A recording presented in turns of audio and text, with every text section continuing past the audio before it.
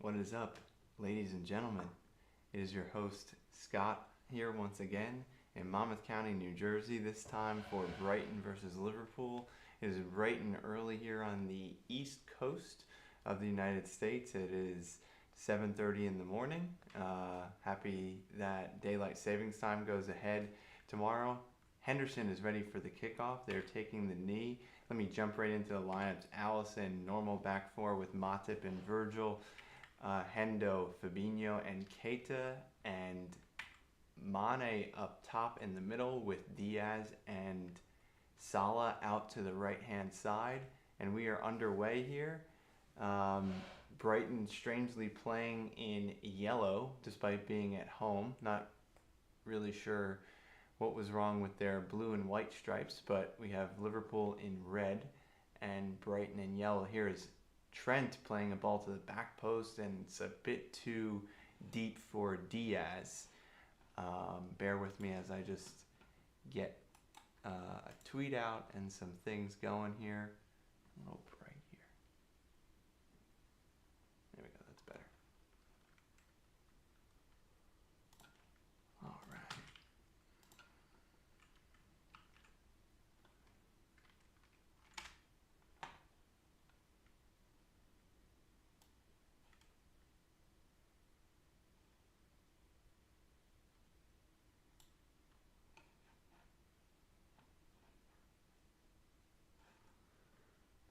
Okay, Ellen, it looks like I need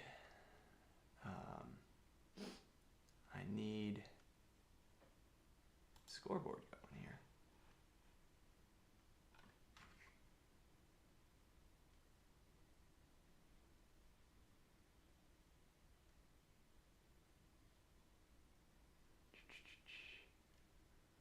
All right. Again, welcome everyone as always. Let me know who you are and where you're tuning in from, who you support, and I'd love to get your comments live during the game. It is a watch along, it's not a play-by-play.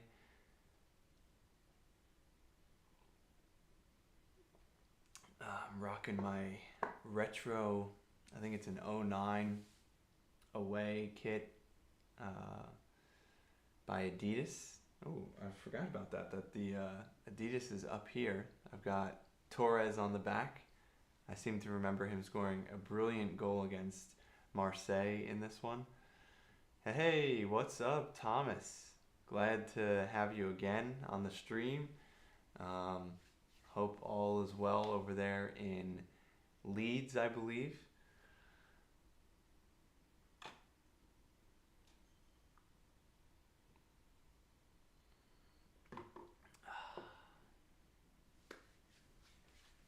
All right, some more viewers piling in. Love to see that. Brighton have a free kick, 2 minutes and 50 seconds into the game. As again, just bear with me as my setup is not how I would like it to be, so I have to tinker with it while I'm live on the air. I'm okay, but that Villa performance was dreadful on Thursday. Yeah, I imagine so. I think it was 4-0. Sorry to remind you, but maybe you can take some solace in the other teams that got trounced as well. I feel like I was watching the scores on that day, and at one moment there were like 3-4-0s happening, which is, you're lucky if you get one during a weekend. But that was an interesting occurrence. I think Wolves were also trouncing. Oh, it was 3-0? Okay. Maybe there was a VAR goal that came back. But yeah, I think Wolves trounced Watford, and I forget who else. Not that it really matters. Okay. Boom. Alright. It's the board's fault for the way they have handled it. Go on, Thomas. Tell me more. I thought that Jesse Marsh, I still think he's a good appointment. Maybe I'm misinterpreting what you're saying. I don't think you're saying that he isn't, but maybe just they um, maybe they, even though you make the right decision, sometimes you can either wait too long or just not handle it in a proper way. So do tell me what you meant by that. All right, what is going on with my... Oh, here we go. Oh, no. All right, I'm going to have to tinker with this.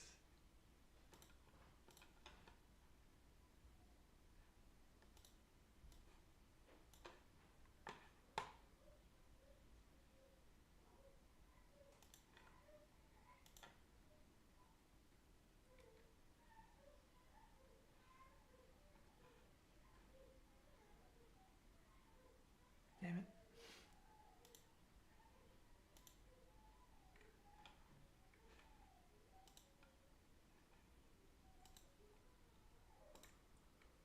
All right.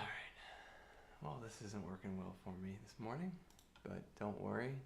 Brighton are definitely putting pressure on Liverpool so far. They always play us tough, so this is always a nervous fixture for us.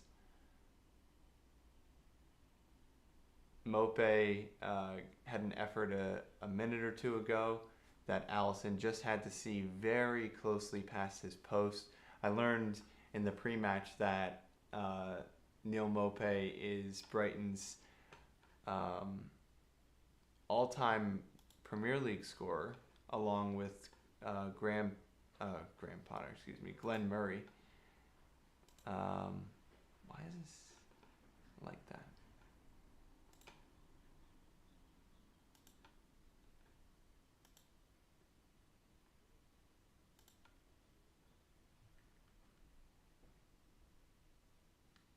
But then you remember that, they don't have a whole lot of history in the Premier League. So it is understandable, but they have joint top scorers currently with Mope and Glenn Murray, both on 26.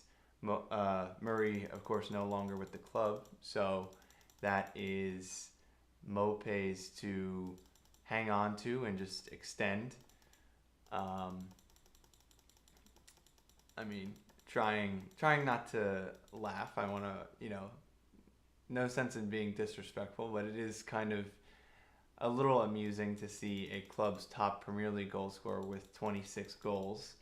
I think Salah might hit that this season. But, all right. Sorry, folks, for this adjustment.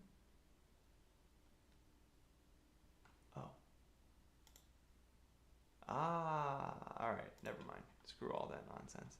I was showing the wrong screen share. Anyway, here's Mo Salah, who plays it to the middle to Sadio Mane, and there's enough pressure on his back to force it out, I believe, for a corner. Nice ball through by Trent. Mo Salah is onside, racing down the right side. Mane just makes a beautiful run right from the basically dead center of the field, ghosting towards that near post, and he gets a touch on it. I think the defender does as well. They look like they're lined up for the first corner of the match.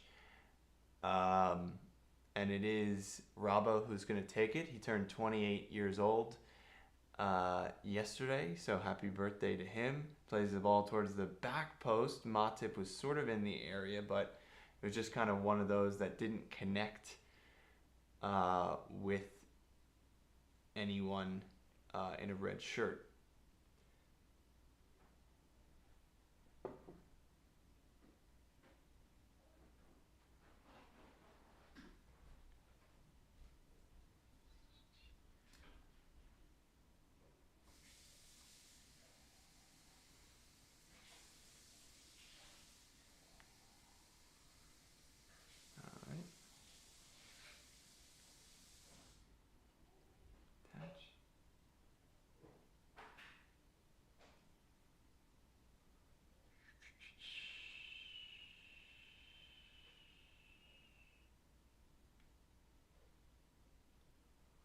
Here's Trent on the left-hand side. I guess he still hasn't switched with Robbo from that corner, but that cross is blocked. And out for a Liverpool throw-in down the right-hand side as Trent will switch over back to his natural right side. Interesting and yet expected start to this game.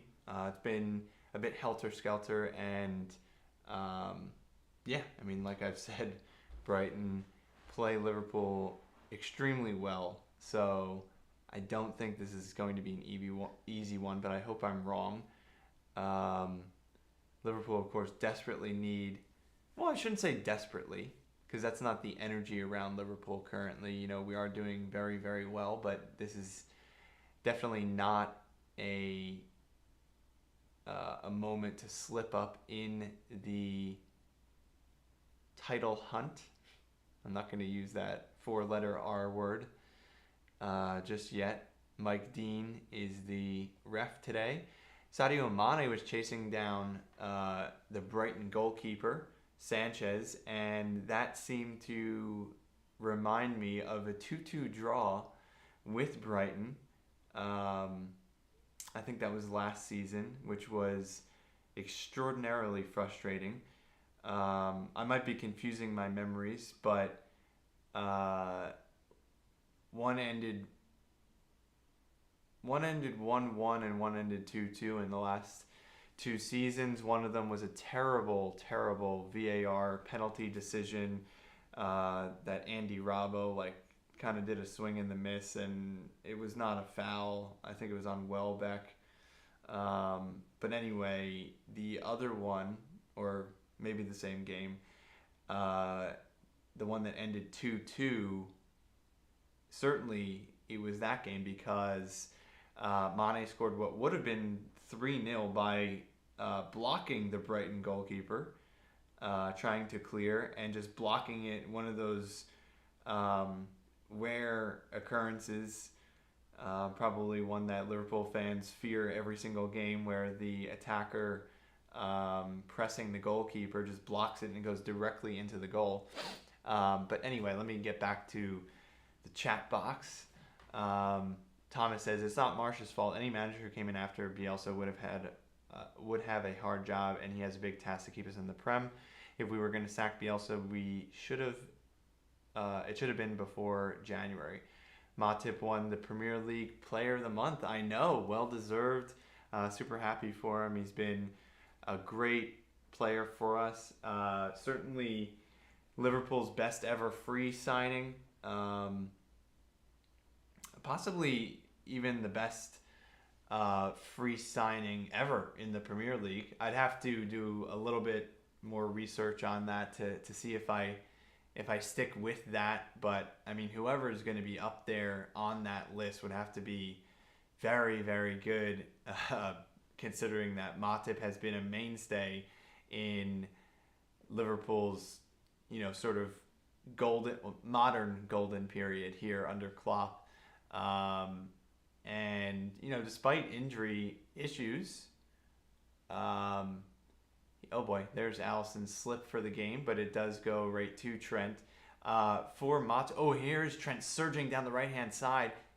Oh, and he can't do much with it, but that definitely seemed full of purpose as Salah picks Brighton's pocket deep in the territory. He finds Hendo, who is out on the right-hand side. Another really bad square pass on the ground by Liverpool on that right-hand side.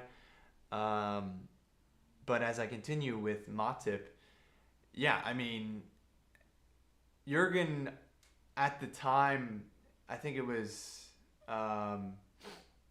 maybe it was 4 or 5 years ago. Maybe it was, a few months into the Matip signing. Somebody was asking,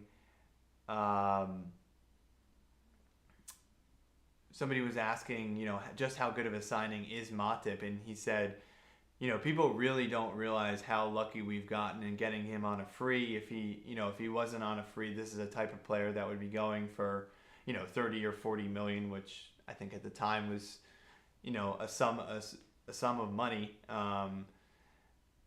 to Real Madrid. And I kind of, I always think that Klopp's telling the truth, but sometimes it's a little bit of a stretched truth. And so at the time, I was thinking, okay, he's just being kind to one of his players who clearly he loves. But I mean, as time has gone on, that has totally come to be true. And Matip is an elite center back. He's one of the, and probably has been, whether the vast majority of the world agrees or not, he has been one of the top 5 center backs consistently for the last 5 years, I would say. It's funny. I feel like I usually am pretty good with my first instincts on players. I would give myself like a 70% success rate as once a club has signed somebody, whether that player is going to work out and just how good he's going to be. But 2 huge misses. I wouldn't even say, let's just call them big misses on my part. I wasn't saying that these players would be terrible, but I did say, particularly as a Liverpool fan with some bias, bias being that I'm rooting for them to do extremely well and just not seeing it on the field straight away, was both Matip and Fabinho. There's just something about their mannerisms and their gait that my hair doing strange things. Something weird about how they both move around the pitch that that just wasn't trustworthy. They're both a bit languid and sort of like ostrich-like, both long legs, and I mean they're both at the top of their class in terms of position in world football. So happy to be wrong on that. But yeah, I mean Matip, I always said, was Bambi on ice, but listen, he's made it work. I mean, typically you can pick up on mannerisms like that, and they generally do lend towards a personality of the player and how they're going to adjust mentality-wise or whatnot. But, I mean, clearly I'm wrong on that, and sometimes the best players just, they're a one of one, and you don't see other players behaving like that. But oh God, Naby Keita passes it directly to Neil Maupay as Liverpool were very comfortably in position. Oh, and Maupay slips through Trossard. That was almost a scary one. Brighton was able to almost make the most of that giveaway by Keita. I think Keita almost like kicked his own leg because he was way off trajectory-wise, which should have been an easy pass. I mean, it was a bit of a mental lapse, but I also think it was a physical misstep as well. Thomas asking if I'm going to watch United versus Spurs later today. And here's Hendo bringing it down on the right-hand side, finding himself into Trent positions early in this game. We're only 18 minutes in. Thomas, I plan to. That will not be a live stream, as I will be doing some other things, but I do plan to watch that match. It'll be interesting. I mean, I think, what are your thoughts? It should be pretty even. I mean, both clubs are clearly not where they want to be. I think Jekyll and Hyde is even generous in terms of describing United that way. Spurs under Conte have been Jekyll and Hyde. They've been very good and not so great. Here's a ball over the top for Diaz, who scores, and he gets hit in the head by the goalkeeper. But let's count that for right now. Diaz with his first, I believe his first Premier League goal for Liverpool, and he is going to receive medical attention as this goal is not going up on the scoreboard yet. Are they deeming this to be offside here? I'm going to watch the replay as Matip plays the ball over the top. He's clearly onside. This goal should stand. And there is Diaz with, I believe, his first Premier League goal. Interesting, as a referee, I'm tempted to say that the goalkeeper should receive a yellow card. I mean, if this were a foul, you would send him off for this because he is clearly the last man. I think he should just receive a yellow for dangerous play. Now, I get the fact that this goal is going to stand and you're not going to give a foul, but there's no rule against giving a yellow card for, if advantage was... Oh, and they are checking it for serious foul play by the goalkeeper. He's nowhere near... I mean, nothing malicious there. The goalkeeper just, does one of these. He's kind of off-center as he comes out and tries to challenge for the ball. I think Mike Dean might send him off here. This will be interesting. I'll take my toys off the screen here. But regardless of all this ugly stuff, the injury, possible red card, as a fan, they just showed a front-on angle of a fan going like this as the ball went in. And, okay, no red card. Who knows what goes into this decision? Yeah,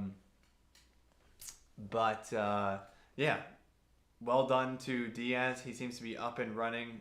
He's jogged to the sideline. He just gives a high five and a hug to Klopp. Oh, he had to leave due to the head injury rules, which I think we should all be in favor in. But he was deemed to 1 second later join the match. So I think a whole lot of Liverpool fans are going like this. I was for the early lead, but also, of course, for Diaz's health.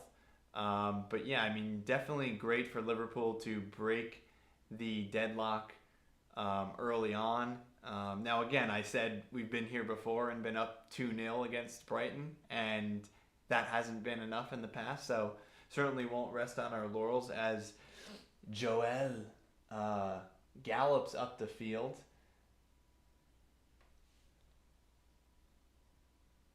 And Cucurella, one of the most unique hairstyles. You can pick him out immediately for Brighton, collects and boots it upfield, but Liverpool back in possession.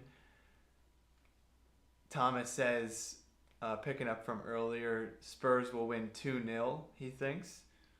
Yeah, I mean, that's just, I'm not a gambling person, but if I was, that would be a game that I would stay very far away from, because I just think that can go, you can't be surprised with really any result.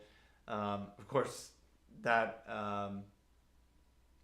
ended up being 6-1 Spurs very early last season, and of course Liverpool fans had a field day with United losing 6-1. And then that very same day, or maybe it was even the next day, we lost to... I think it was the same day we lost to Villa 7-2. So there's karma. Here's Joel again galloping upfield, and he plays it down the line for Trent. Let's see if we can get some good service down the right-hand side.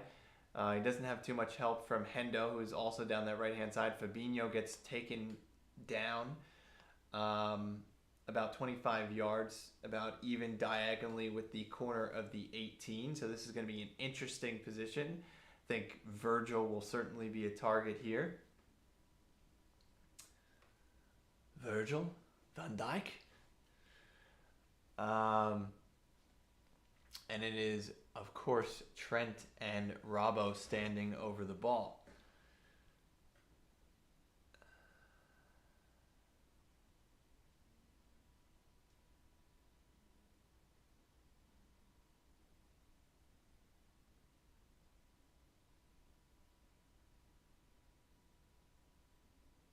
Trent swings it in. Oh, and he almost found Mane, but a very important intervention, as they say, by...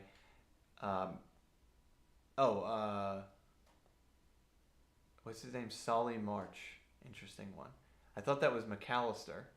I knew it was one multiple of 10, but that was number 20. McAllister's number 10. Virgil heads it back upfield. Diaz. And Brighton regained possession. Back with Sanchez, who just kind of boots it upfield. I do seem to recall, it'll be interesting to see if Brighton employ the same sort of tactic that they have in matches past, where they just go route one. And I don't know if it's because they have a sexy manager and Graham Potter, who everybody loves, and he does play modern football, that they get away with it. But I was going to say that, it's not the same kind of route one as Burnley. It did seem more strategic than, this is just the way we play. But anyway, Brighton had a lot of success in the past as Mopé embarrassingly goes to ground and says obscenities to Virgil, who has his hand out, and yet he still takes his hand to get up. But Virgil had a fistful of his jersey, but still not a foul as he went down. I think Mopé was just running out of space and wanted to get a foul, which of course wasn't coming. Sean Dyche, Brexit football. Well said, Thomas. Yeah. Brighton really employed a route one style very well against Liverpool in the past, where you take a risk in just booting the ball upfield, but even if you only have a 30% success rate, when you do get the ball, if you're able to be very purposeful with it and dart forward and cause Liverpool problems, then of course you're going to take that rather than like a slow build-up process where every pass is a risk, even if it's across the back line. Naby Keita taught us that. And the ball slips through to Robbo, and he just lashes at it. And as those typically go for Robbo, it goes flashing above the net. But that was a nice ball in by Trent, and it evades Solly March again. I guess it doesn't evade him again, but again, he is at the center of a penalty box. Is that too American for you, Thomas? Penalty box? I sounded very American when I said that. It just slipped right through March and fell to Robbo. And if you were a fan of a team defending like that, you would be a little concerned that a ball could find its way to an attacker so easily through that channel. But Diaz fouls Lamptey. I haven't heard Lamptey's name too much this season. He's a fan that he is a player that I'm quite a fan of. Another one of those English right backs. Aaron Wan-Bissaka is certainly down the pecking order in that race, if you want to call it that, for England right back, which of course Trent is favored, but it's just they've got so many great right backs: Reece James, Kyle Walker, and Lamptey. He'd be my second choice. Actually, maybe that's a little anti-Chelsea bias coming through. Reece James certainly can be quite threatening, but Lamptey, I would love to insert that pace in my England team if I were manager, as they play a ball to Diaz, who slips Salah through. Nice to see Diaz looking for Salah. I know some fans were a little bit miffed at Diaz's choices in terms of being selfish when he has the option to slip Salah through. Of course, you want to see Salah fed. But anyway, Liverpool do have a corner here, and it will be Trent serving it in, looking for Virgil and Matip together. Ooh, second chance, third chance opportunity falls to Salah, and he blazes it over. Thomas said he would, he opts for penalty area instead of box. Yeah, they're all interchangeable. As you could probably give me the benefit of doubt, by now. I use them all interchangeably. That one just penalty box just sounded particularly American today. Wan-Bissaka, nah, I am a better right back. Yeah, I know he's definitely. I'll be fair to him. I mean, I have every reason to slag him off. He's a United guy. I was a fan of him at Palace. I was a fan of him at Palace, and he is quite a good defensive right back. I don't think anybody's performing well for United right now. I mean, I think that's a mentality thing. Obviously, all their heads have dropped, and Ralph Ragnick isn't working the magic like they hoped he would. So, yeah, I mean, he's just not doing it right now. He provides nothing going forward. So I think that is particularly problematic. Particularly if you're a team like United. I mean, United they have all the resources in the world. They're just a poorly run club, but they have every reason to sign great players, be attacking, and be I was going to say semi-dominant team.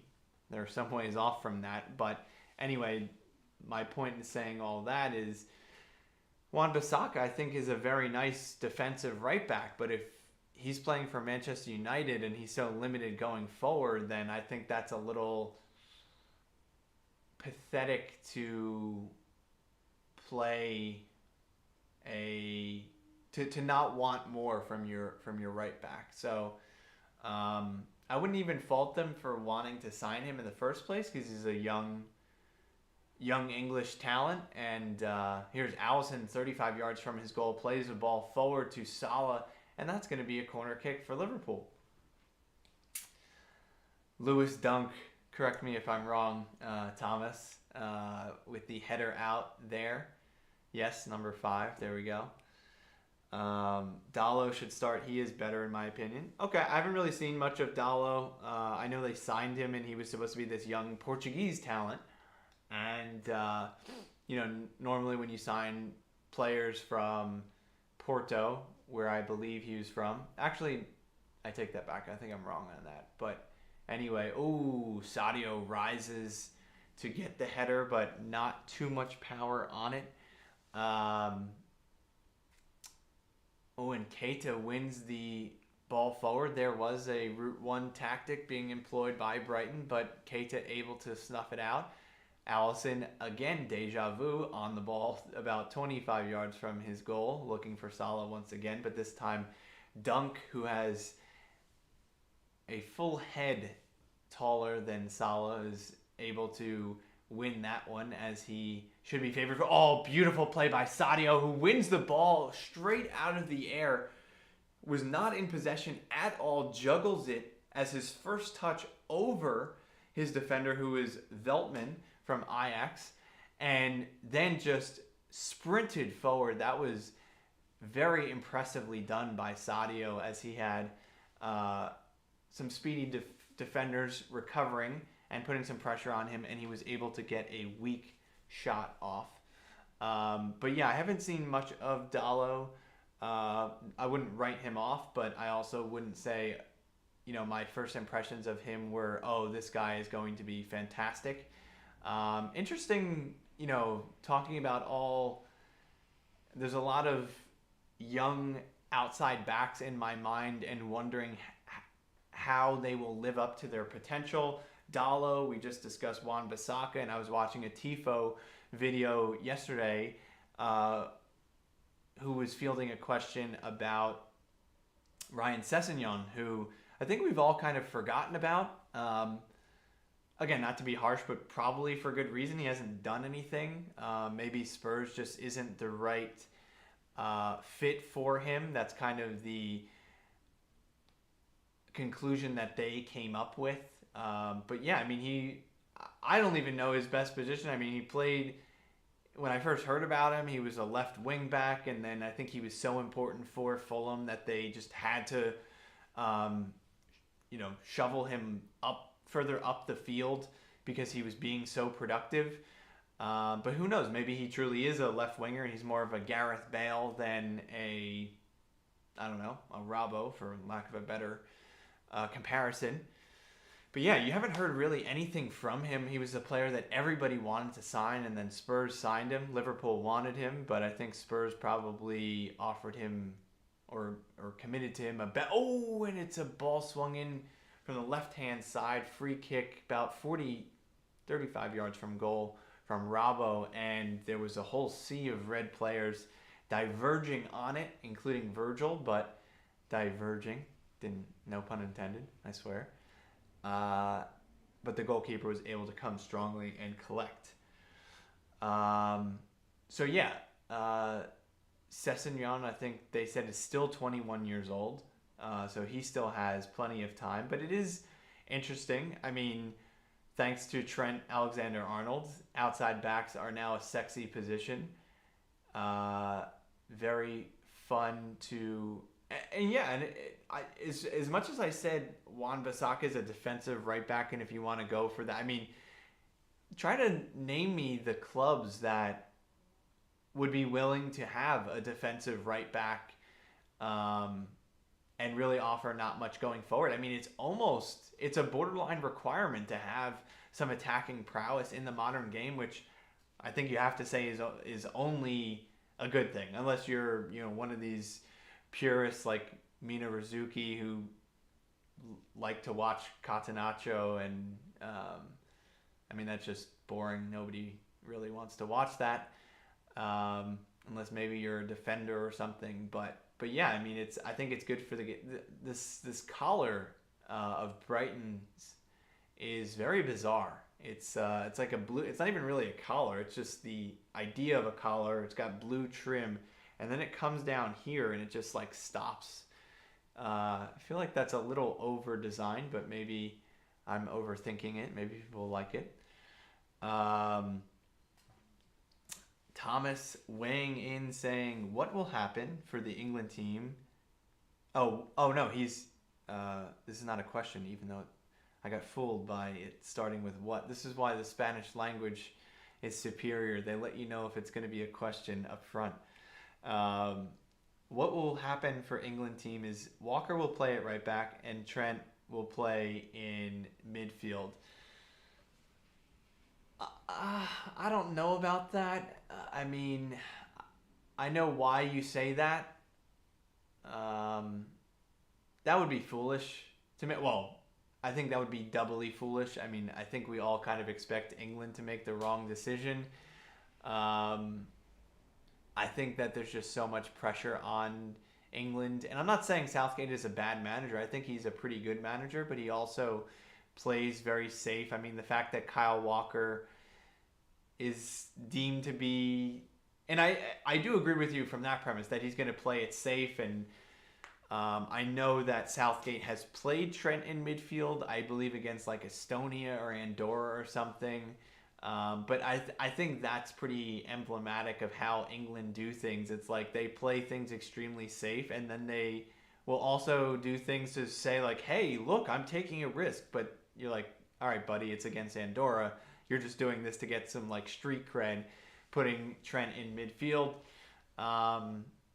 Yeah, obviously Trent played in midfield coming through the academy, but also, obviously, he is the greatest right back in the world, and as I suggested, possibly the greatest right back in Premier League history. So I don't know why you would possibly want to mess with that. I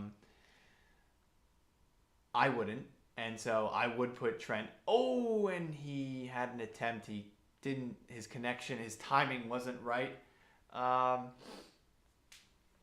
As he sliced one out, but it was just sitting right there at that perfect half volley height, and he almost puts it out for a throw, and I'm kind of exaggerating with that, but such was the poor connection there.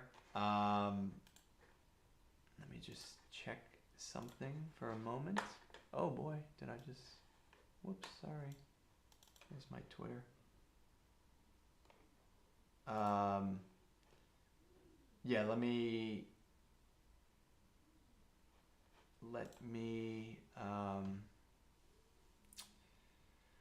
literally it's all Southgate. Southgate talks about, for F's sake, he prefers Walker and Trippier than Trent at right back. Yeah, I mean, that's silly. I think that if you... Well, I don't think everybody knows England has a ton of talent, particularly in this generation. And again, you can do whatever you want at right back, because I'm just talking in terms of options. You can be defensive, you can be solid, but also be able to go forward. You can be helter-skelter and go with Trent or my man here, Lamptey. So yeah, I mean, they just have such a absurdity of options. Oh, here's Trent, who plays in an unorthodox ball in terms of his body position, but is able to volley it forward towards Mo Salah, who would have had a whole lot to do. A whip of the neck header, which I don't think anybody else in the world would probably pull off, but you've seen Mo do it a number of times, but it does fall safely into the hands of Sanchez. Yeah. So again, I guess I'll stop it there. I don't want to make this entirely all about England. I think it's an interesting discussion for another time, but yeah, and I'll carry on what I said about Trent. I think this talk has really stopped from earlier in the season, where people think that Trent may one day come into midfield. Again, as I said, he's the greatest right back in the world, so he's revolutionized the position. So that's like I don't know, just so silly to me. Why would he even be suggested? I get it, center mid has traditionally been the quarterback role, and one of the most positions, everything goes through the midfield, blah blah blah. Number one, in this Liverpool team, that's not really the case. That's the engine room. We win the ball back, and Liverpool, through this successful spell, our midfield has been very unsexy, which allows all the rest of the team to be very sexy. Sorry, I've used that word about 6 times, maybe a little bit too early in the morning. But anyway, so that just doesn't make sense in terms of fit. But even ignoring that, again, it's like, all right, you're going to take Erling Haaland and then say like, oh, he could be a great number 10. It's like, he's the best number 9 in the world, or up there. I think he's the best number 9 in the world. But, so why mess with that? It just doesn't make any sense. Because then also you have to replace him at right back too. So I just don't get that thought process by people. But sometimes people want to throw out interesting opinions to make themselves look a little bit smarter. Here is Mo Salah racing down the left-hand side. He beats, what's his name, Basuma. Oh, and he tries to beat Sanchez by the near post and almost is able to double Liverpool's lead, but good save by the goalkeeper, who Liverpool fans on Twitter are having a field day, saying he shouldn't be on the pitch. Again, I'm fine with the decision. Could go either way.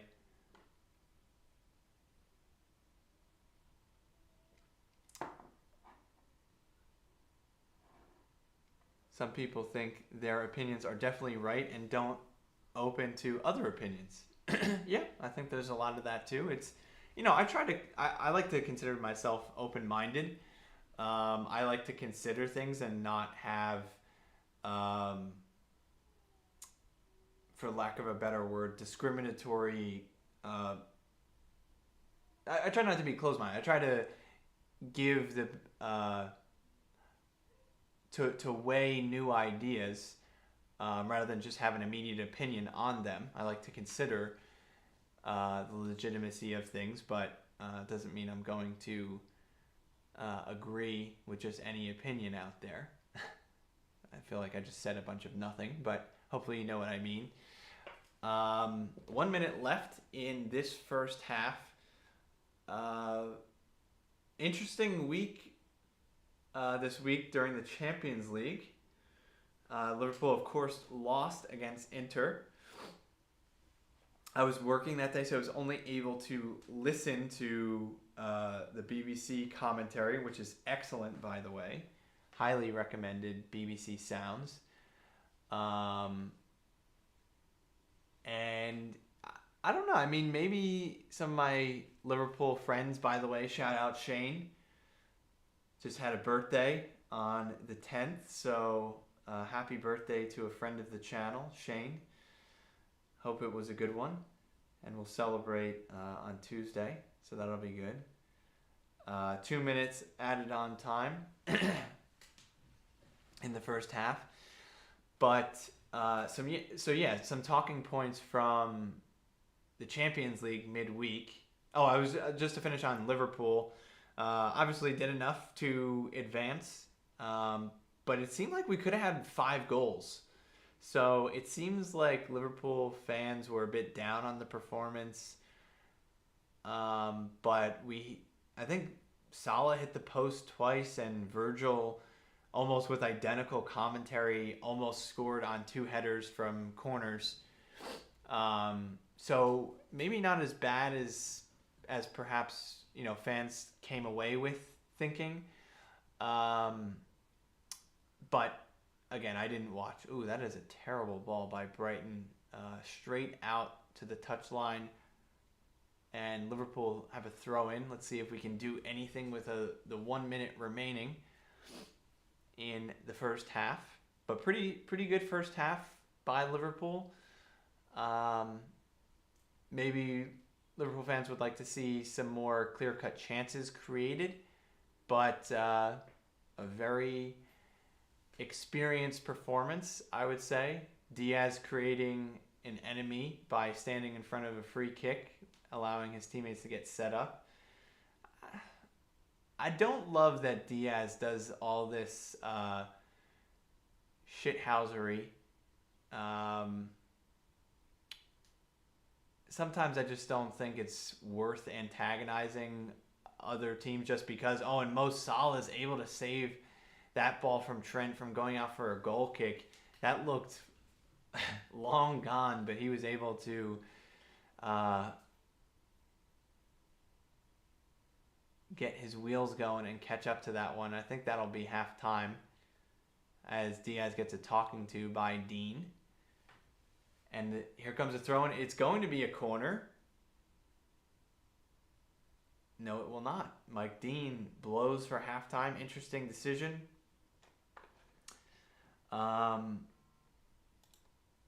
So yeah, that is halftime. I'm debating whether I need a halftime break or maybe I'll just carry on discussing.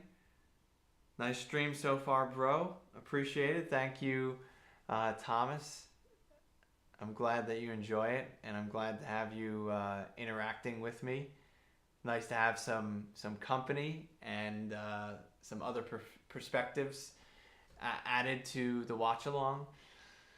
But yeah, I'll just continue with some of my thoughts on the Champions League midweek. Of course, PSG going out, LOL. I think everybody should be happy to see that. I mean, PSG is just so inorganically constructed that I feel like you just have to root against them. Both inorganically constructed, both on and off the pitch. I really meant off the pitch in terms of, just splashy signings. Unfortunate for Wijnaldum that he went there and just is not even being used. So I do feel bad for him. I actually thought that he was going to be a crucial... I was pretty scared. In fact, I think I did a stream in the off season that you said it, Thomas. PSG are bottlers.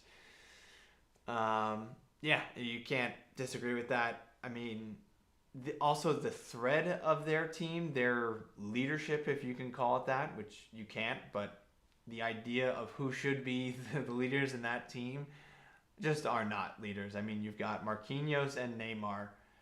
who really should be the leaders in that team, and they just don't have it. I've never liked Neymar. He's a very talented player, but he's a flashy guy. He's a rainbows and stepovers guy, and he should have been, a Ballon d'Or winner with the talent that he had. I'm talking about retroactively, like 23 years old. He had all the talent and the resources and everything to be a Ballon d'Or winner, but his focus, his goals are to be the best player in the world, which I think is. I'm saying that going to PSG, you want to get out of the limelight of Messi, and it's just backfired on him. It didn't have to go the way that it has gone for him. He could have made PSG into a true superpower, which I'm not saying they aren't. Of course they are a superpower, but you know what I mean, a Champions League winner and have success there. And I'm not saying it's easy to win the Champions League, and of course there's been multiple managers, but come on, no excuses. You have to, with the resources they have and the players that they've had, you got to have some leadership.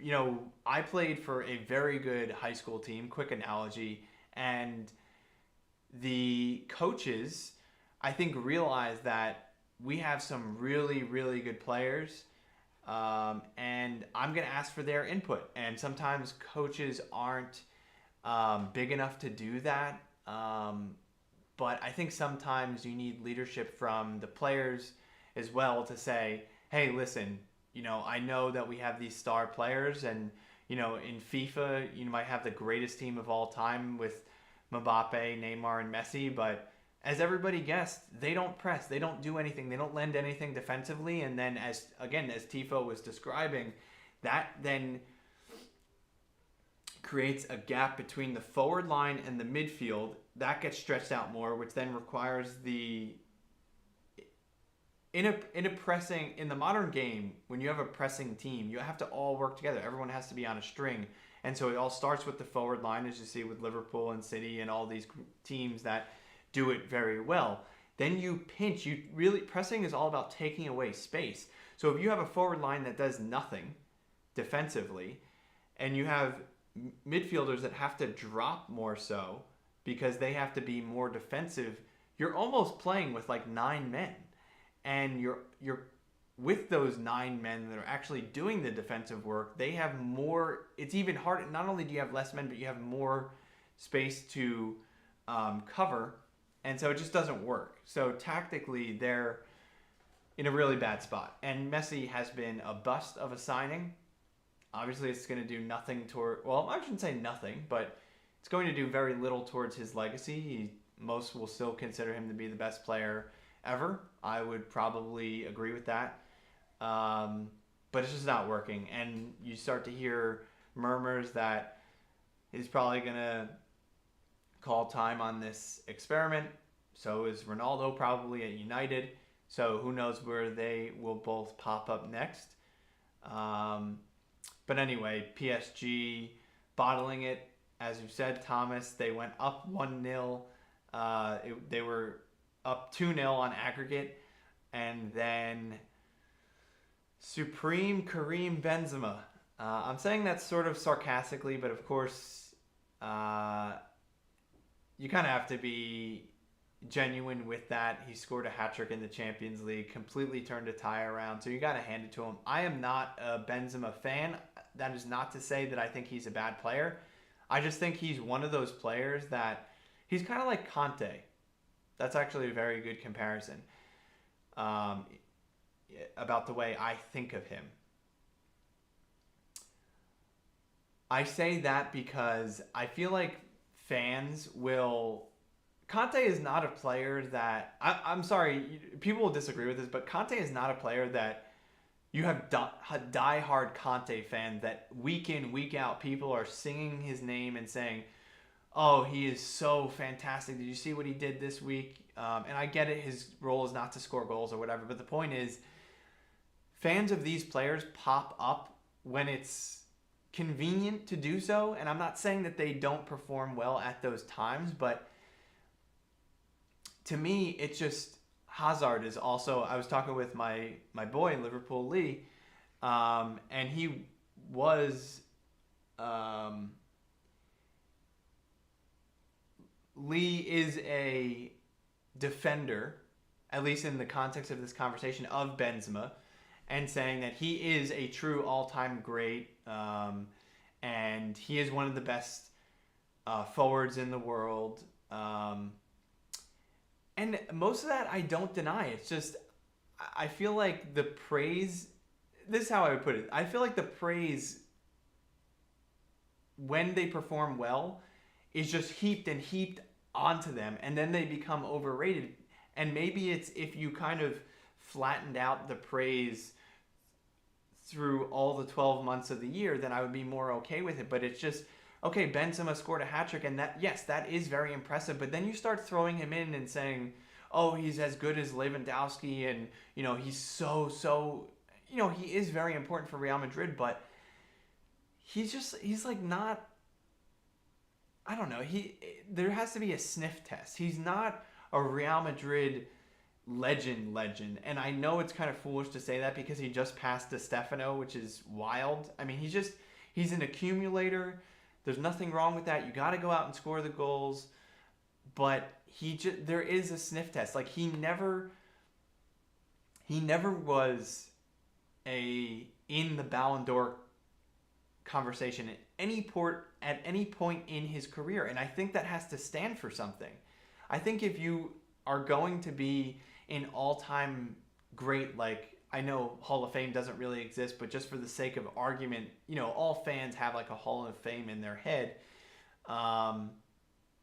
If you can ignore the American concept for a second, that who are the best players ever? It's Pele, Maradona, Cristiano Ronaldo, Messi, you know, Zidane. Everybody knows who those guys are. And then there are guys below that. And of course, that's fine. That, you know, there's Ronaldo who had, and this group of players is like, they could have been just as good as that top tier, but they all had one little thing. Like Ronaldinho had motivation issues. Ronaldo had injury issues.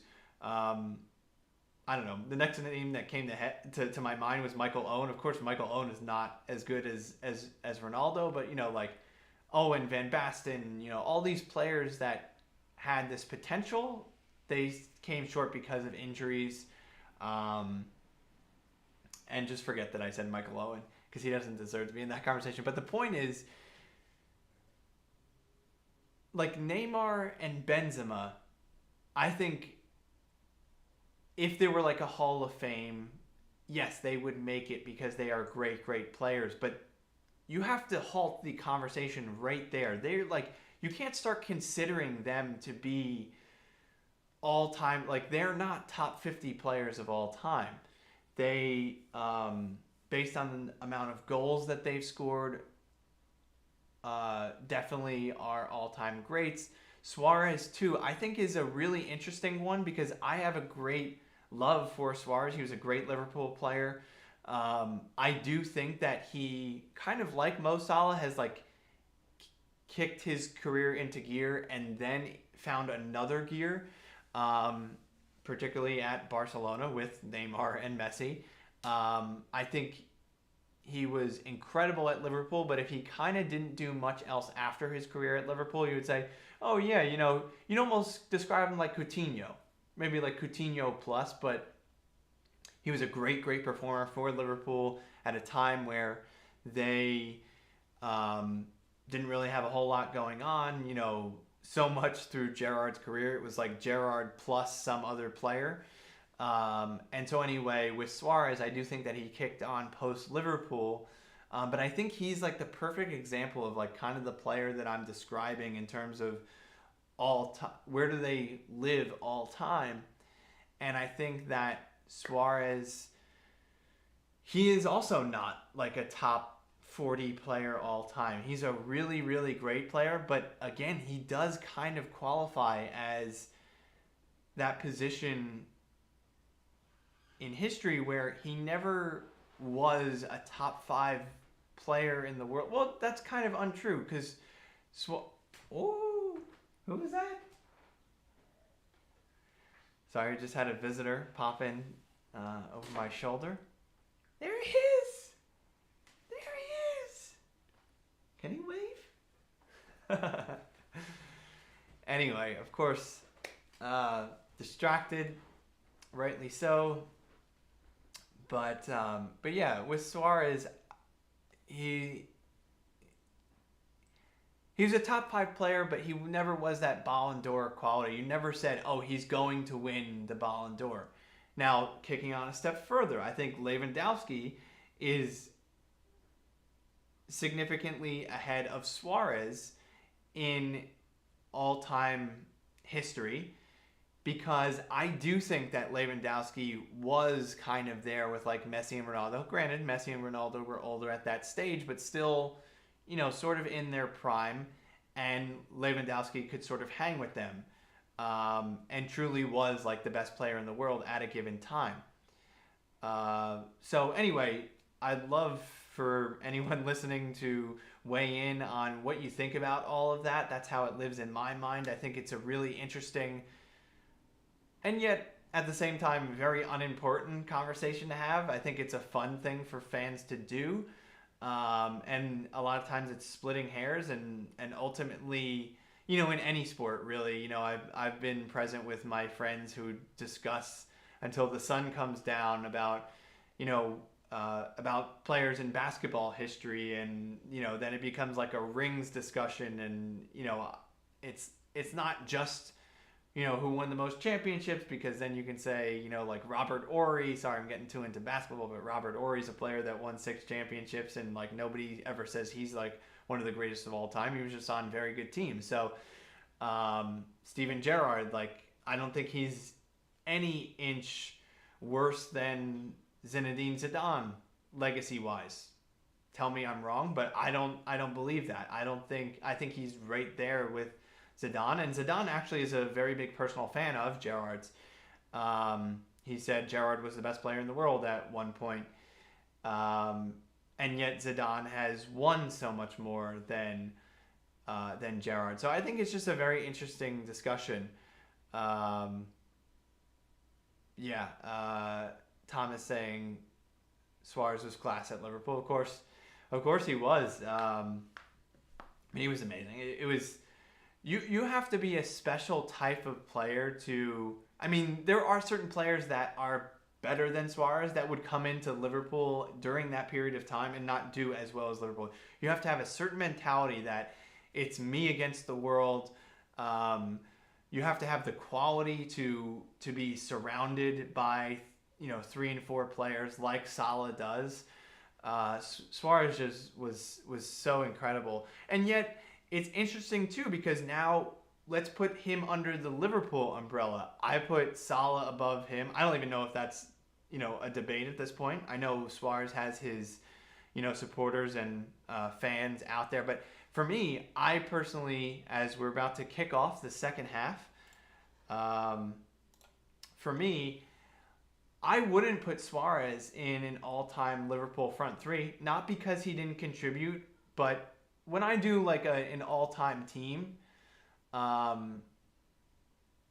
would like, particularly because Liverpool, again, please bear with me. I'm not talking about Suarez's lack of contributions or anything like that.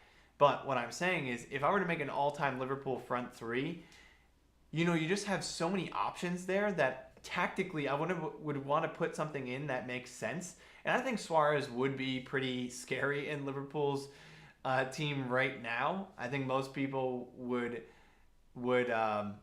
expect me to say that. However, he is such a selfish player, in a good way. He and Sturridge always had like glares at each other. Here's Mope, who's fashioning a chance for Trossard, and that should have been an equalizer. He found Trossard in a ton of space that probably would have come back. VAR. That was a handball by Mope. That goal would have come back. Clearly a handball. You can even see it from the TV angle where there was even a hesitation in his gait because he knew that the ball hit his hand.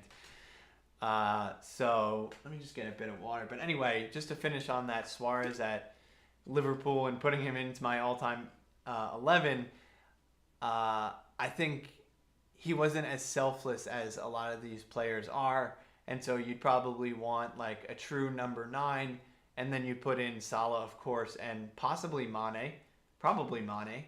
And that would be so scary and so fluid. Whereas like Suarez, he has a bit more of that like Drogba and Torres like ball shark type of attitude.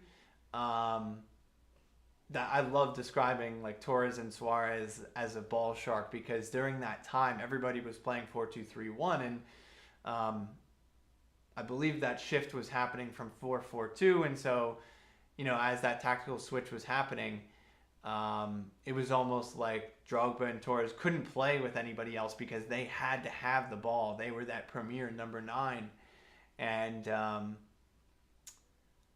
anyway. One last little teaser. I won't even go into all this, but just to finish up on that discussion about number 9s. Lee posed a question to me, like who had a better career? And I think this is a fascinating question. Benzema or Drogba? To me, that's easy. I go with Drogba, and it's all sniff test, and it has to do with impact that he had on the club and on world football. Benzema has been great, but what is he? Well, now I'm getting worked up, so now I have to spurt this out. Benzema has had a great career. You can't say his career has been a failure, but what has he actually committed? What are Benzema's top 4 moments? Please tell them to me. I think that is such a good, emblematic question for people that are going to be defenders of Benzema. I can't remember Benzema moments, and I think that really tells you a lot about his career. He's racked up a ton of goals, and he's gotten praise for scoring a hat-trick against PSG. But guess what? If Real Madrid go out to whomever they're going to face next round, it's going to be a nice little statistic that he scored a hat-trick against PSG. And maybe people will remember it, but that's one moment that I can think of. That and also that is sort of an accident too. Like, if he scored, by the way, those goals were pretty bad. I'm not saying the finishing wasn't good, but aesthetically, one was a giveaway by the goalkeeper.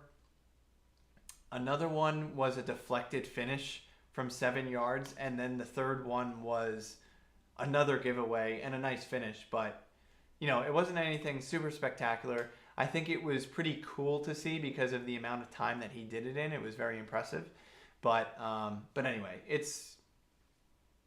that's a moment that maybe I'll remember about him. But other than that, I don't remember huge moments. Whereas you take a look at like Mane, Salah, I feel like you have to say that those are players that are going to have better legacies than Benzema because of what they've done and what they've meant for Liverpool, as well as the big moments that they've come up in. And they're countless. You can't even tell me what Salah's like top 10 moments are. It's just incredible.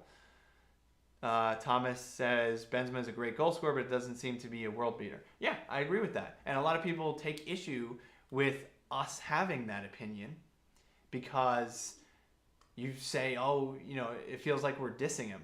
But it's just, we're trying to put him in his proper slot. So anyway, I would welcome anybody to join that discussion and weigh in. Oh boy. Poor Lallana. He came on during halftime and guess what? Being substituted 5 minutes into the second half. Poor guy. He did share a nice little hug and moment before the match with Klopp, as Klopp was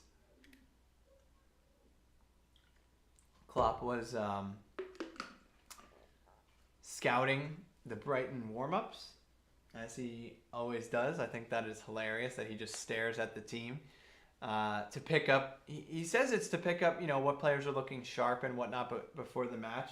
And I think that is true, but I think it's also an intimidation thing. He just stands on the halfway line and just watches the other team. Adam the Llama. Wow, I've never heard that one. I like it. Is always injured. Yes, he is.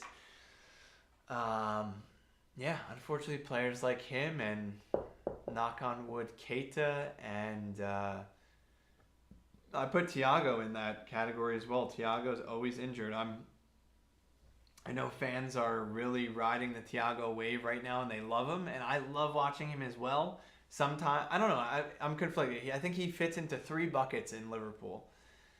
In terms of how he's fitting in. One, unbelievable. I always say on his day, any fan of any team would love to watch Thiago play because he just does things that nobody else can.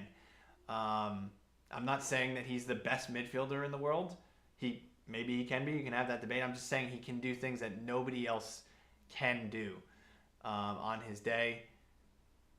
Middle category.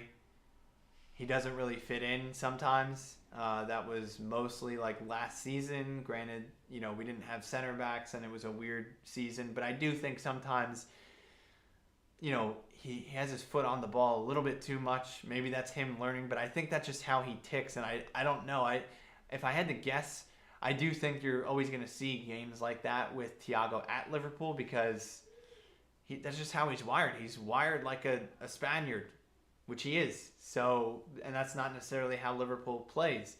So it's a little bit square peg and round hole.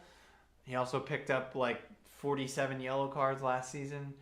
And then the third category is he's always injured, which is really grating on me. And I'd be lying if I said I consider myself to be a pretty patient person. I would be lying if I told you I didn't say that's it with Thiago. Just sell him. He just this season. I almost feel like there's been two stretches of times where he's just been injured 3 times in a row. So anyway, I do enjoy watching him, and I hope that he stays healthy. But there's only so many times you can say I hope he stays healthy, and that applies to Keita as well. And as Thomas said, that applies to Adam Lallana. Luis Diaz tumbles on the floor. Didn't even say. I feel like that trip or whatever happened off screen. He's grabbing his ankles. Probably seems like Veltman stood on his ankle probably accidentally. He came across him. I don't think he stood on his ankle. But anyway, we are 10 minutes into the second half. Actually, there's 35 minutes still to play, so we shall see who should come on as a substitute. Weigh in. Let me know who you think should come on. Let's see.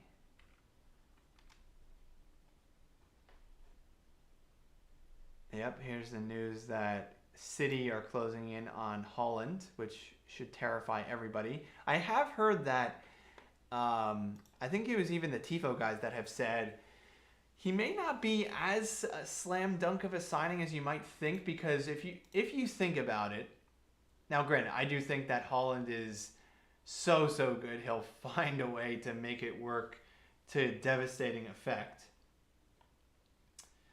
But if you think about how Haaland operates, he operates extremely well in spaces.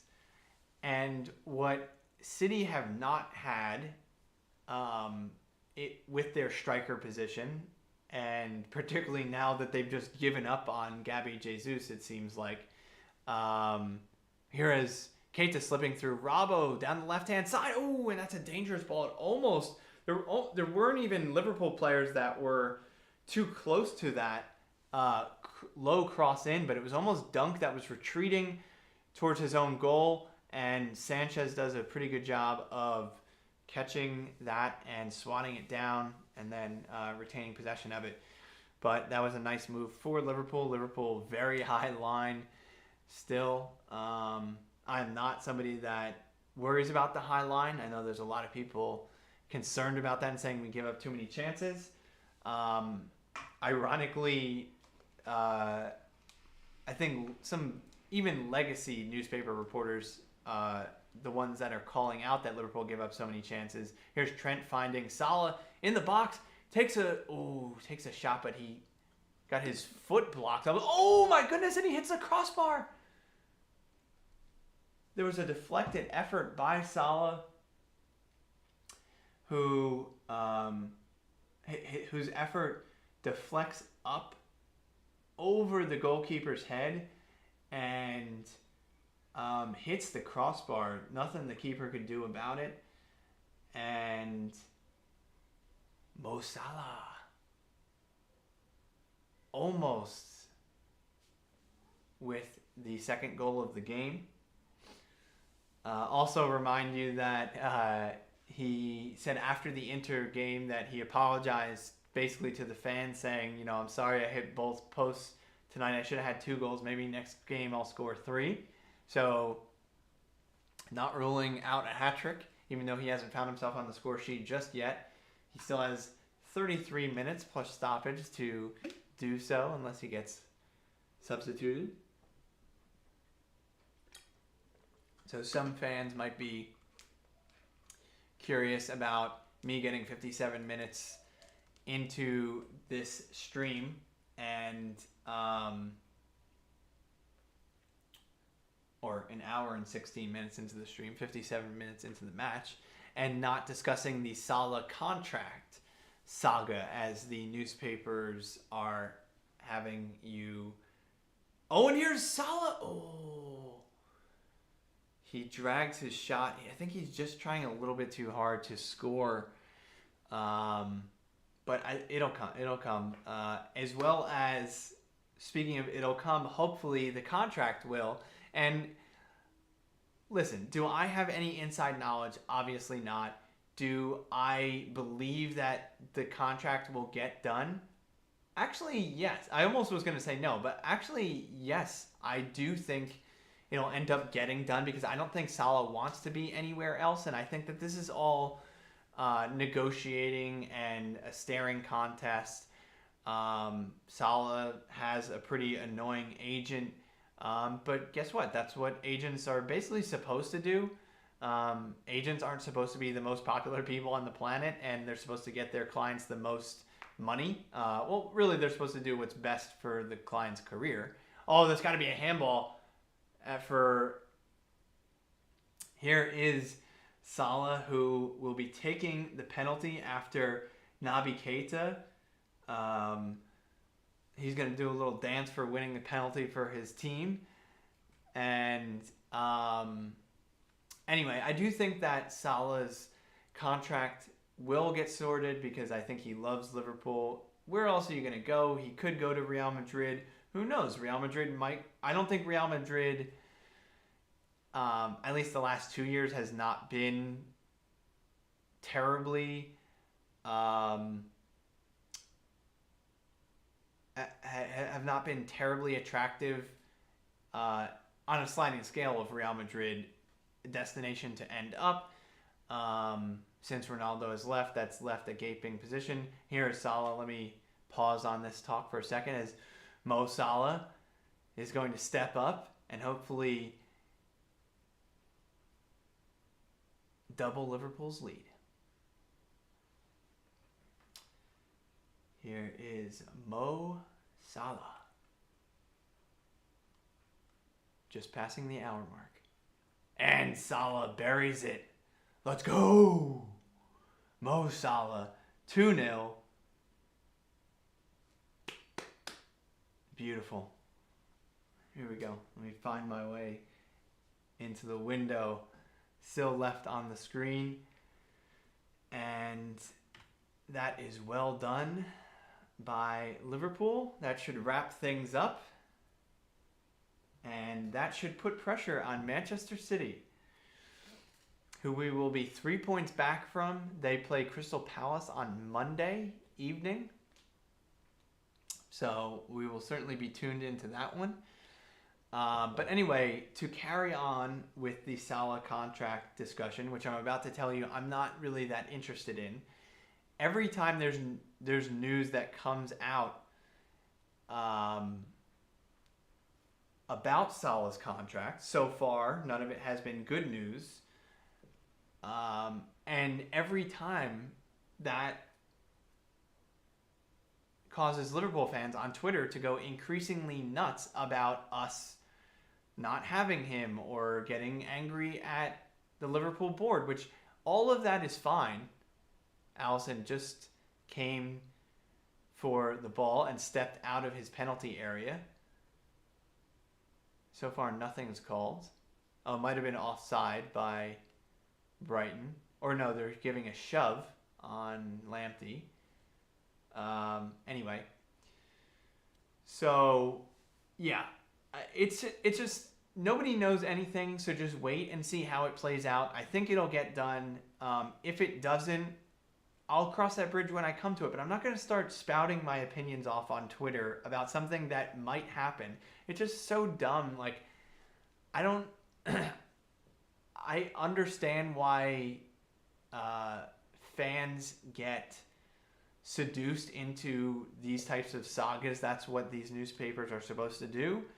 And it is unfortunate that Liverpool and Salah have not come to a contract extension yet. It started out being, oh, come on, Liverpool, FSG, let's get the wallets out and let's pay the man.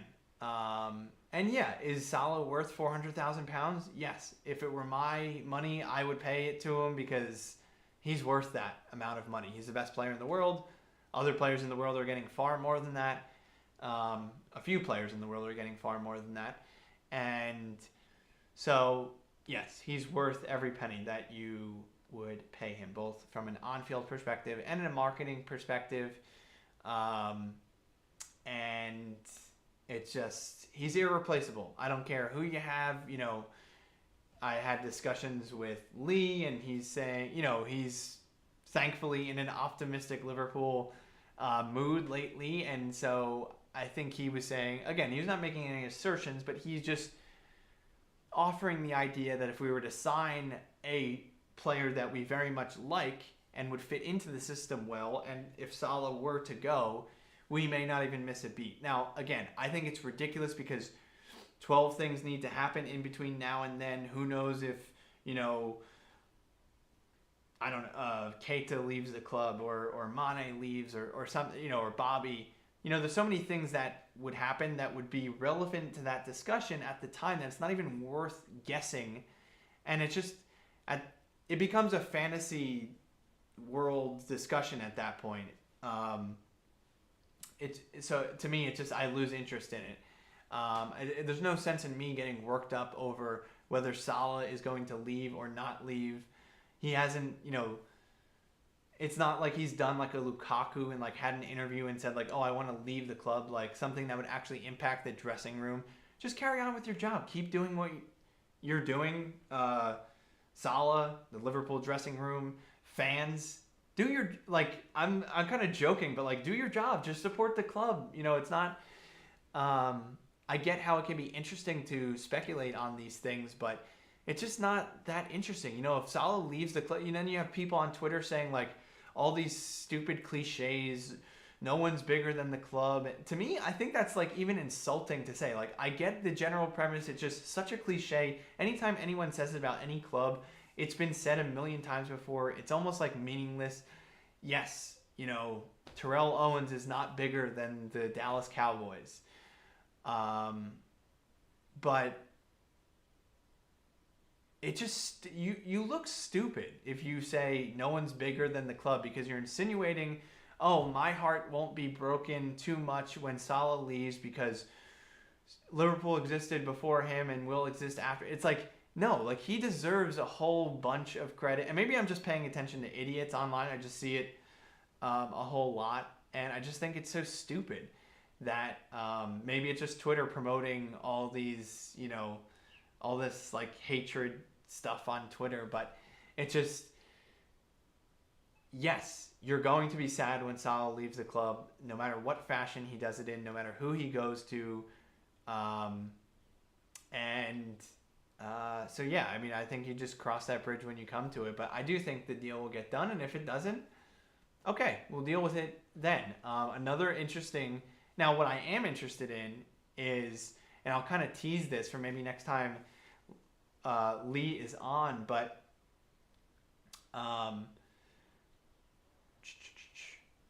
what would you do with Salah if he doesn't sign an extension this summer? Because he'll have 1 year left on his contract, and that usually lends itself to the next question, which Lee asked me, which is, well, you can't let Salah walk for free, can you? And then I answered his question with a question. I said, well, you can't let that type of talent walk early, can you? So to me, and again, I'll save that debate for another time, because I think it is a really fascinating one. You can dive into a lot of different angles of it. But to me, if you let him walk, everyone knows when you have 12 months left on your contract, your value is going to precipitously drop, because everyone knows like the club needs to sell and you don't want to lose him for nothing. But it's almost like a Robin van Persie situation. Like, they sold him to United for £25 million, different era, whatever, but still, like, he really was like a 60 or 70 million pound player. So wouldn't you rather have a 60 or 7 million pound player for one extra season, and who knows, maybe try to convince him? It becomes like an Mbappe situation, where you try to convince the guy to re-sign when he already told you he's not going to in his final season. Now, that's like pie in the sky, that you expect things might change maybe after they haven't for so long. But the point is, there still is that opportunity that someone's mind might get changed.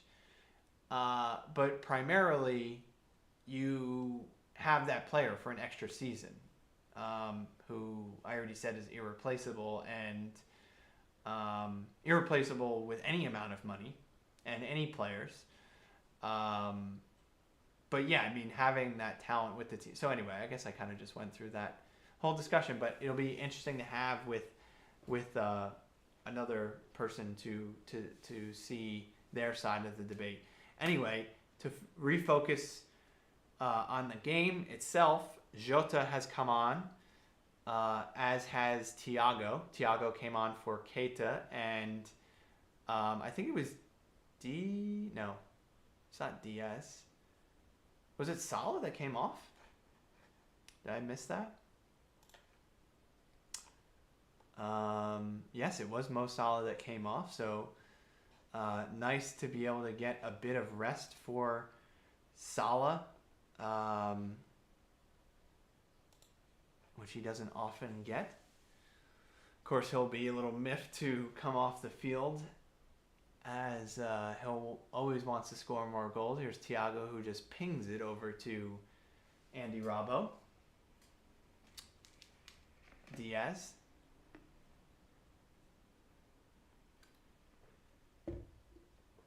Thiago puts in a from behind tackle, but wins the ball. It is so funny. No Salah hat trick. See, Thomas, someone's listening. Someone listens intently throughout the match. But yeah, I'm definitely happier to get Salah some rest than pursue a hat trick. He already has enough of a lead on the goal scoring charts. I think that might be his 20th in the league this season. So doing fantastically. Yeah, let's see. Let's see. I want to see the table. Corner to Liverpool. And a couple Liverpool heads go up for it. It is Jota, who I think might have combined with like Matip, as he holds his head.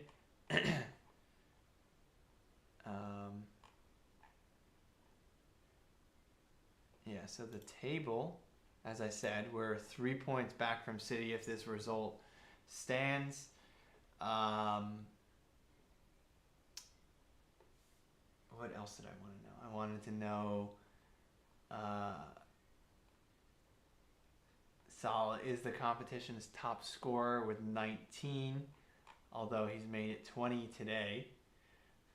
Let's see. Let's go to Premier League. Let's check out the top scorers.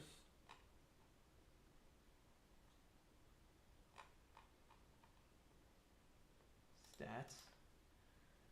Mo Salah, Jota, and Mane, each on 12. That is just unbelievable for yet another week. Even just 1 week is impressive. I don't even care if it's the 4th week of the season. If you have 3 players at the top of the Premier League goal scoring charts, it's just incredible. Assists, also top 3 Liverpool. Trent, Salah, and Robbo, as maybe you can't even be too surprised, but just incredible. Paul Pogba, interestingly enough, is in the 4th position with 9. Here's Hendo carrying the ball forward, essentially, and he had Sadio out to the right-hand side, but uses that as a decoy to get a pretty tame shot off, as Sadio is probably a little miffed at that.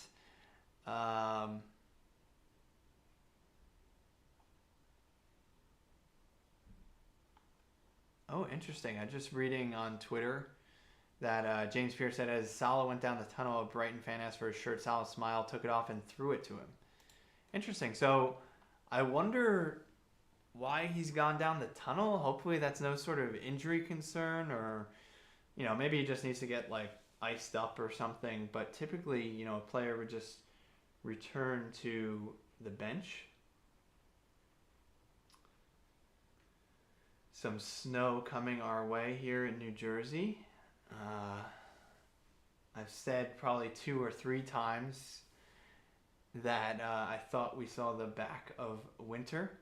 Early shower maybe, says Thomas, regarding Mo, not about the weather, although that is also applies. We are getting an early shower.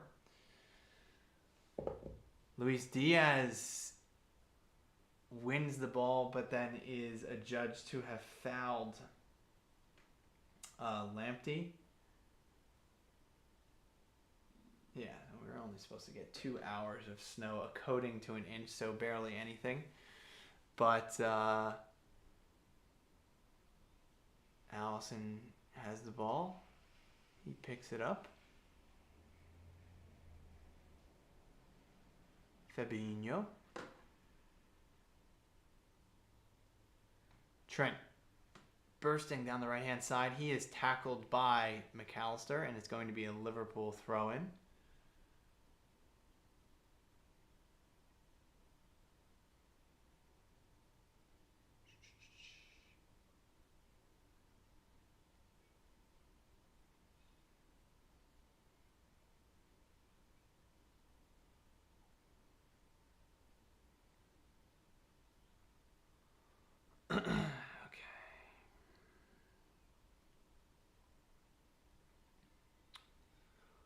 All right, the ball back with Allison, who's 30 yards from his goal. Plays it to Thiago, who plays the ball back. Thiago also somebody who is prone to one very bad pass giveaway per game. Jota is brought down in the middle of the pitch. He does a couple twirls on the ground. I think fairly so. He's not much of a... Ooh, that was kind of nasty. I think he's going to be fine, but Jota did get caught with a planted leg in the ground. So, understandably, a painful one. Oh, Thiago just stationary, just foot planted, curls the ball down the line to Diaz, who comes centrally, gets himself into a pretty good spot, but his indecision has cost him, and Liverpool in a good position but not able to do anything with it. I do think that Diaz is...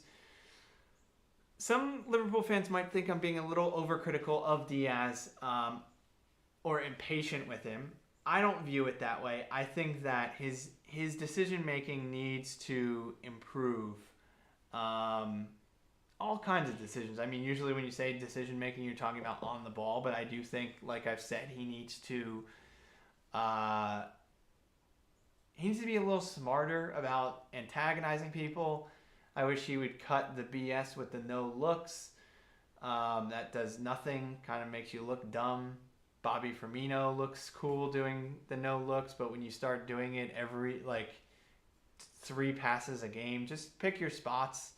And yeah, I think just sometimes he dribbles when he should pass or vice versa, and his shot selection should be a little better. But I think importantly, he is creating danger. And that is what you would be most concerned about. Not even, I don't mean concerned in a bad way, what you would pay the most attention to as a fan coming into this Liverpool team as a member or a would-be member of the front three. You want somebody wreaking havoc. That's what Liverpool's front three has always done. And so Diaz has successfully done so. But it's just his decisions need to improve a bit. But I think that'll come with time, and it'll also come with chemistry, working with his fellow attackman. Just kidding, it's not really a term that I or anyone uses, but yeah, he will bed in with Sadio and Mo. Even just philosophically, I feel like he would fit in pretty well with Bobby. So we'll see how many opportunities that they get to play with each other.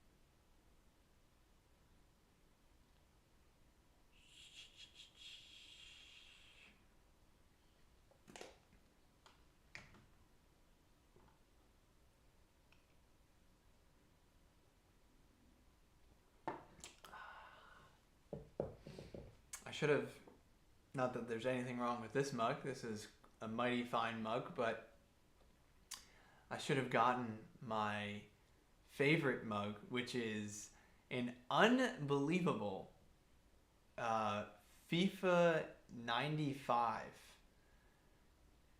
reenactment of the corner taken quickly. It's a complete wraparound, goes all the way, and on the right hand side you have Trent, and it has number 66. He's waiting to take the corner, and then you've got number 27 waiting for the ball in the middle, and it's just fabulous stuff. Really great imagination from the designer, who I should probably have the name of and be ready to shout out, but found it on Etsy. Fantastic product. Makes me really smile every time I see it. As well as I got quite a cool Klopp coaster as well. So there's some pretty cool stuff out there. Some cool fan art as well. I follow a bunch of them on Twitter. Carl Tyre is probably my favorite. He Thyyer. He does some really cool stuff. Has his own style. Even some Liverpool players use his stuff as an avatar, as well as, even more importantly, a great human being. I actually say that non-facetiously. Not that I know him personally, but he seems to have like a good head on his shoulders, and we share a lot of the same. Oh, Allison just got thwacked late. He won't be happy about that as he goes to clear, and it's who else? Mope, and he curses at Allison, telling him to get up, as he's going to get a yellow card. I don't think a whole lot of rival fans appreciate Mope. Ugly lad. Yeah, he's an interesting player. I mean, like I mentioned earlier in the broadcast, he is tied for Brighton's all-time scorer. He will not get into the lead today. Hopefully not. But He's a really interesting player. Maybe not even that interesting, but he's just a streaky player. Like, he can go in a spell. He can have 4 goals in 4 games, and then he can have like none in 14. So he's a streaky player. He hasn't even started all the time for Brighton. I think he's kind of fallen out of favor here and there, or goes in and out of favor with Potter.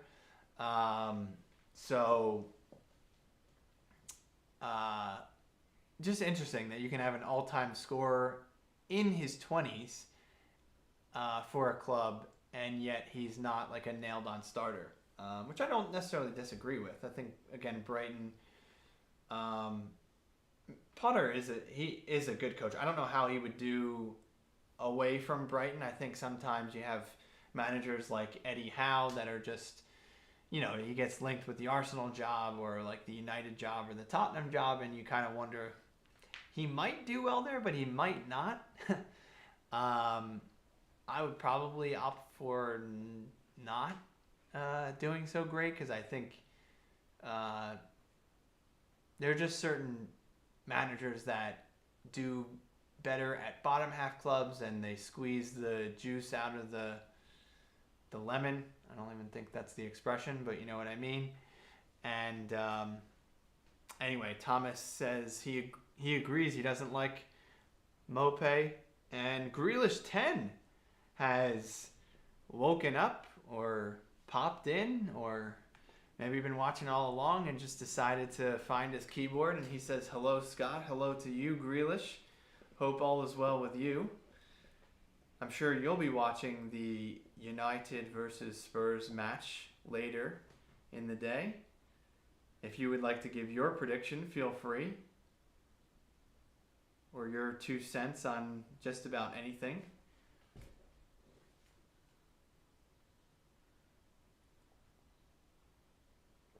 A little too much coffee there, pardon me. Diaz finds Robertson to the byline. Oh, and he cuts it back just a little bit too much. He was looking for that fella just hanging out at the top of the box, but it was Mane and Jota who were crashing the box, where there was a bit more traffic, but who knows? Sometimes you just fire a ball in there and then you can get on the end of it. Fabinho picks up a yellow card, not sure what for.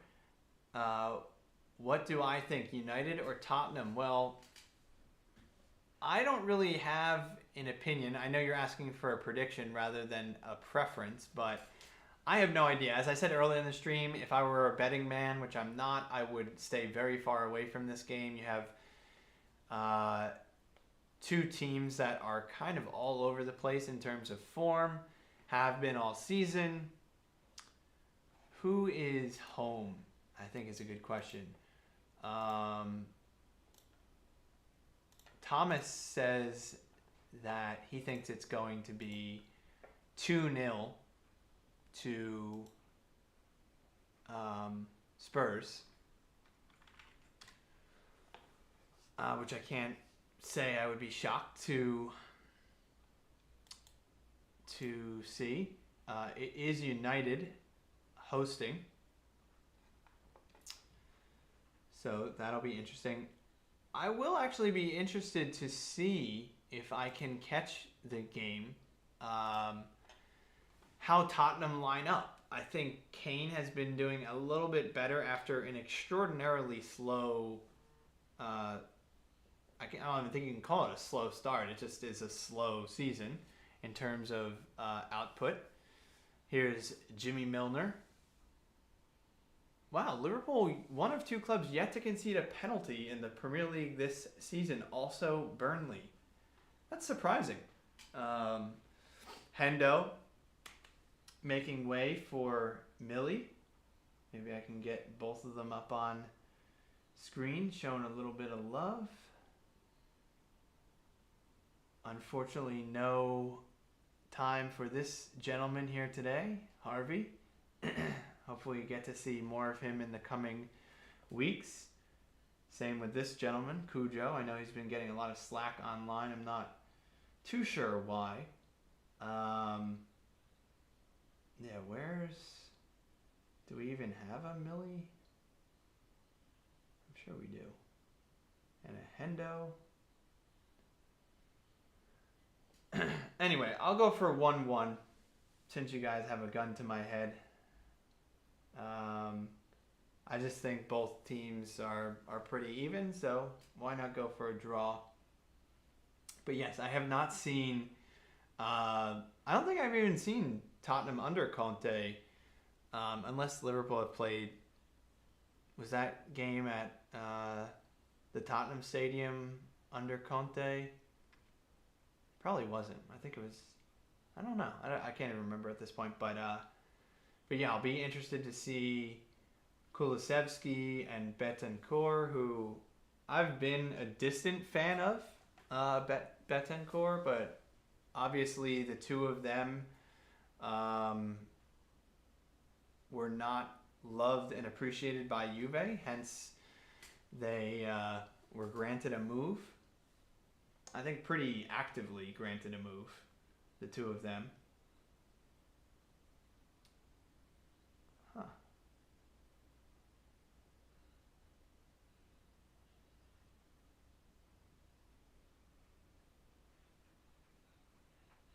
Hendo makes way for Milner. I think this is the only Milner I've got. Bang.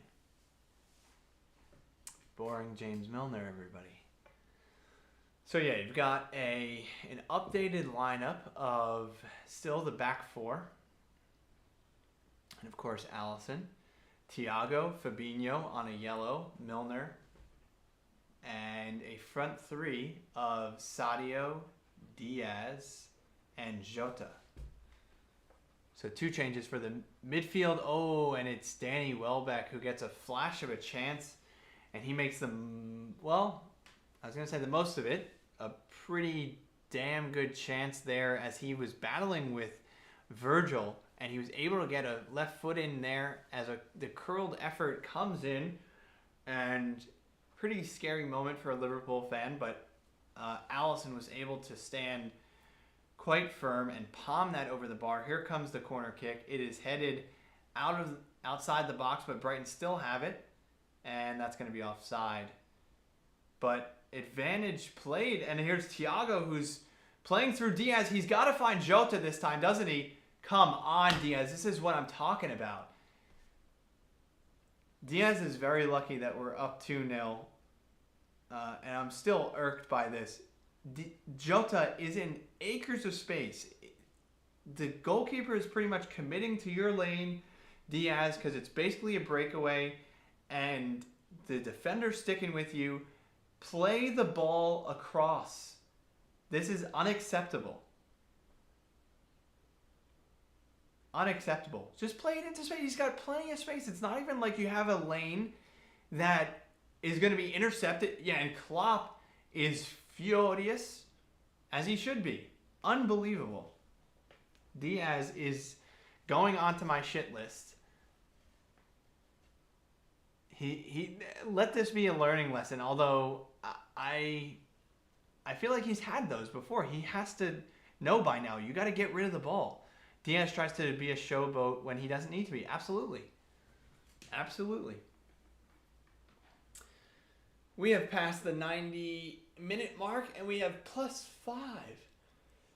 What is that about?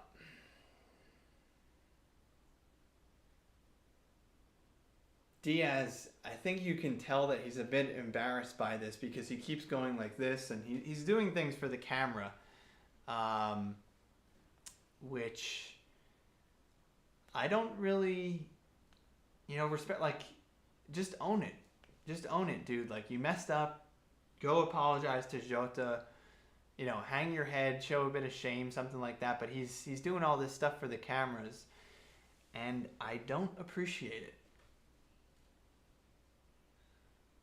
Sanchez plays the ball to feet as Fabinho wins the ball, but he goes through the back of the player.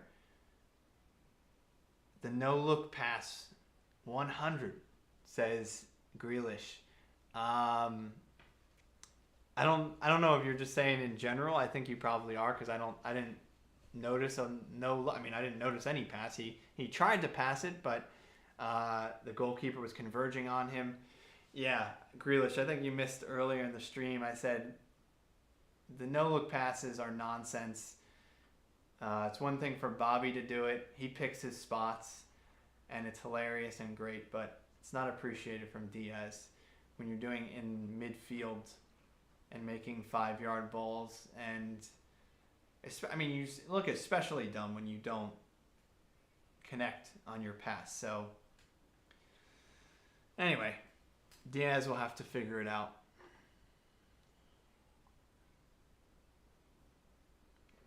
I mean, I almost think that we're getting to a point where Klopp might start getting asked this question in press conferences about Diaz's like decision making or no look passes, and if Klopp is getting frustrated with it. I mean, that'll be interesting to hear Klopp's response on that.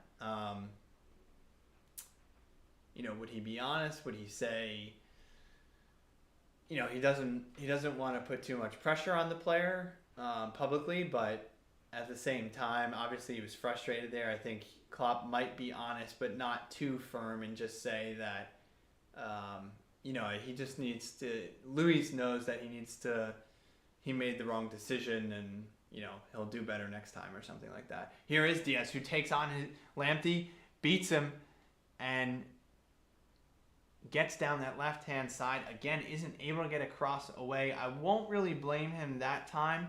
I think the effort was there. I think he could have played the cross a little bit quicker because there is that yard of space, but then credit to Lamptey, he recovers.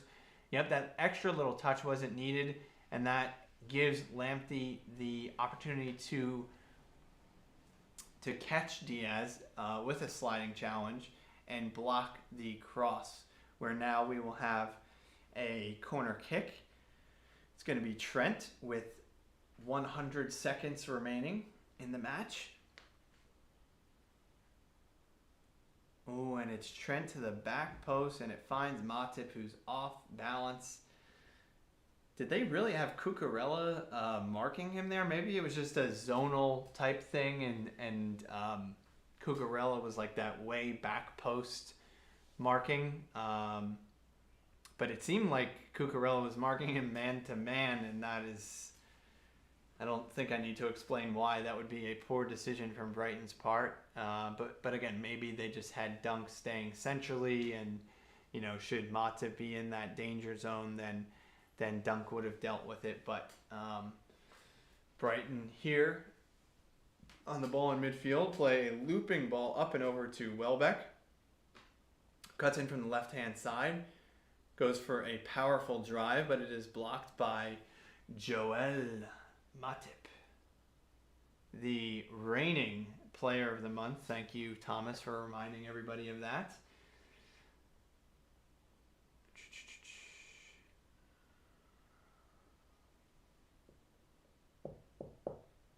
Here's Lamptey on the right-hand side, cuts in on his left and curls it. I don't know whether that was a shot or a cross, but it ended up looking more like a shot. Klopp shakes the hand of the fourth referee, as this is going to be about it for today's match. And I will leave it there. Just as soon as the final whistle goes, Allison is waving his left hand as he is about to boot this forward. It is going to be a thankfully comfortable Liverpool victory against always a tough opponent in Brighton. But the Gulls have been clipped 2-0 down on the South Coast. And Thomas says, bye, great stream, man. Thank you. I am thankful for your input, and I'm glad you enjoyed it. Have a great rest of your day. Same to everybody else. This has been Beaty's Beat. Liverpool, 3 points off the top. Man City, your move against Palace on Monday. No pressure. No pressure. All right, everyone. Take care. Whoops, that was the wrong one. Take care for real this time.